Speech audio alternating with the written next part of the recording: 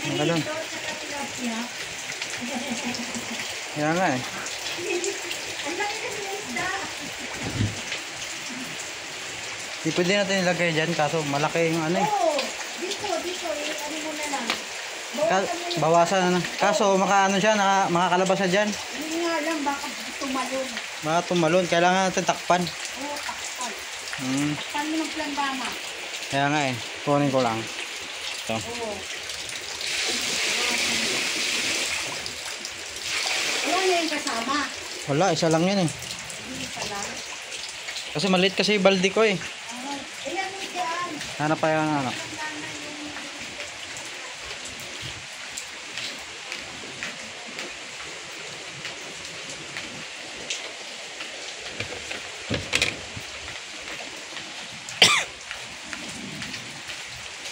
Sarap yung panigang. Sigan sa miso, di ba? Eh, lakas oh. Sarap yan.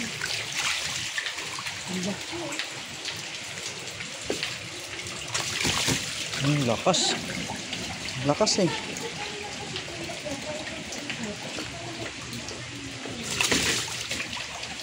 Punta mo.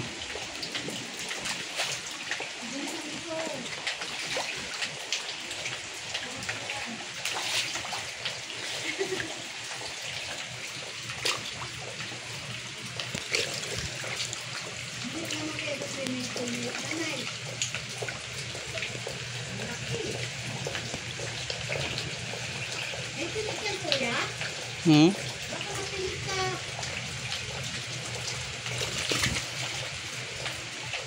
Ang lakas eh.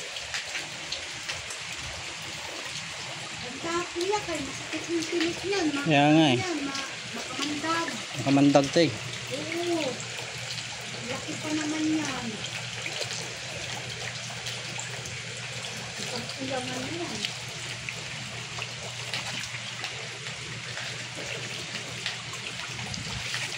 Tayo ka dyan.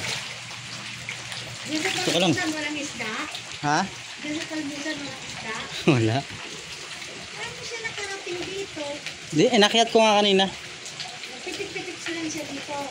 Oo. Kaya pala yun ang hinahanap ko kanina. Hmm. Hindi ka mapakaling. Kailangan yung planggana na ano, nakadadagan sa kanya yung medyo may laman, mabilis ba? Hindi na makakalabas. Tama-tama may tubig siya, oh. Alam mo lang may dito sa loob. Hindi. Hindi. Laki yung ulam mo, hindi.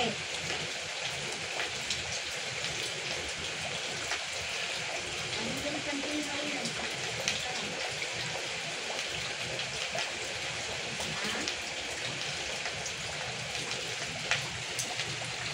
Yan na, nawakan mo na kuya. Ha?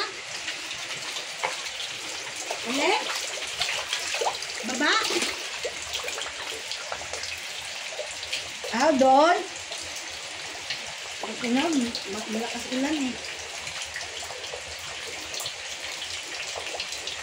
Swerte na ni kuya, kakuha sa isda. Diyan ka na, masaya ka na dyan. Lulutuin ka rin, kala mo ha. Maano yung kamandag yan, masakit. Kaya nga eh. Nakakalagnat yan. May lason. Lagyan mo ng planggana. Kaya nga eh.